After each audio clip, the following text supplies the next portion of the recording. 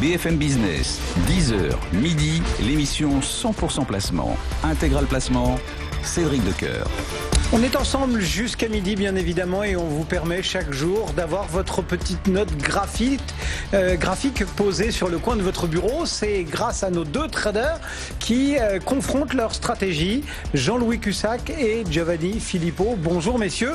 Jean-Louis Cussac chez Perceval Finance Conseil, Giovanni Filippo chez Bourse Direct. Giovanni, comment percevez-vous les choses pour aujourd'hui ?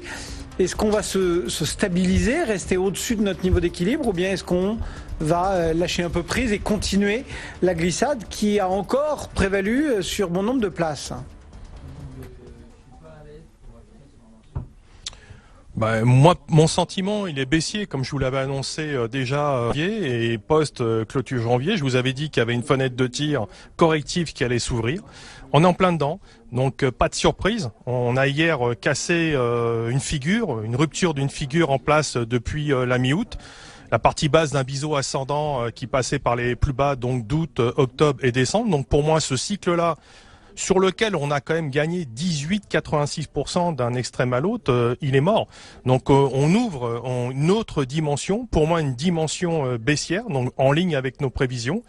Voilà, donc la configuration, clairement, elle a pris un billet négatif après les pertes. L'accumulation d'éléments techniques, comme je vous le soulignais, a provoqué un sell-off assez conséquent quand même hier, entraînant les prix sur le premier niveau de retracement à minima que je vous indiquais. Donc 5878,5 futur février, c'est les 23,6 de retracement en FIBO.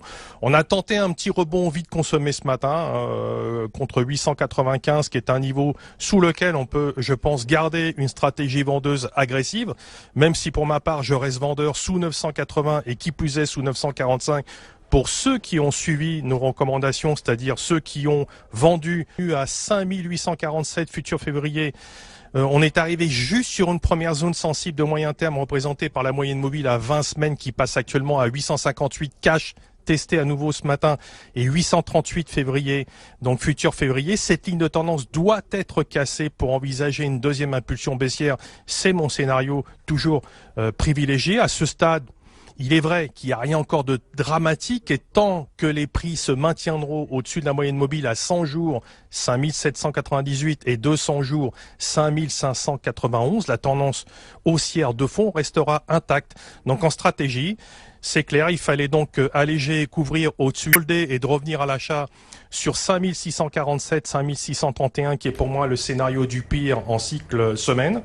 Les plus tenaces ou les moins convaincus peuvent éventuellement conserver au-dessus de 780 en clôture. Pour l'instant, on n'a pas cassé ce niveau important, notamment sur le cash.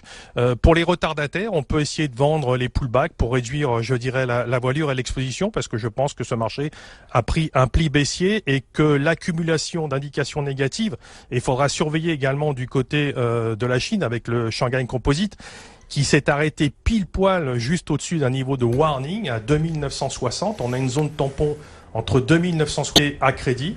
Donc ça risquerait de créer un effet domino sur les autres indices. Pour l'instant, ce n'est pas dramatique, mais il faut mieux rester à l'écart. Donc au plus près, c'est clair. On privilégie la vente. Donc là, agressif sous 5895. On pourrait renforcer si 5860 devenait résistance, une résistance durable en clôture ou en fin de semaine pour viser 798 et 768, 736, qui est la deuxième étape de référence en termes de retracement. Voilà la vision que vous propose Giovanni Filippo, donc depuis la cellule Info d'Experts de Bourse Direct. Jean-Louis Cussac, chez Perceval, votre stratégie du jour? C'est une zone de rachat un petit peu, donc pour scalper. Donc on a eu la chance ce matin d'aller chercher 5895. Ce qui montre que le marché ne rencontre pas tant de densité que cela, puisque le rebond a été fait à l'ouverture immédiatement. On a reperdu pas mal de terrain, assez facilement également. On est quand même affecté, mais on est dans la zone neutre. Pour moi, si vous voulez, tant qu'on casse pas 5820, ça va. C'est pas dramatique. Dessous, commencerait à se mettre en place des effets un peu systémiques avec des gestions de delta qui pourraient appuyer.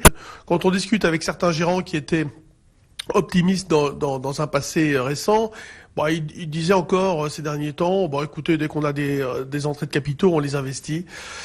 Bon, moi, pour autant, je garde la même idée. Hein. Le barrez-vous reste évidemment le point important, mais c'était sur une période longue. C'est-à-dire, on avait le temps de partir, ça a été fait. Maintenant, si vous voulez, il n'y a pas encore le signal d'un vrai retournement de tendance. On est dans la seconde secousse qu'on avait eu déjà jusqu'à 5690 la première fois. C'est éventuellement la zone justement qui sera à surveiller de très près pour une vraie. Si les statistiques économiques viennent évidemment corroborer l'inquiétude, enfin valider l'inquiétude. Pour l'instant, vous voyez, on a Total qui baisse, mais avec le pétrole, et on a Airbus qui monte avec quelque chose aussi de spécifique, avec l'amende qui pourrait être réglée.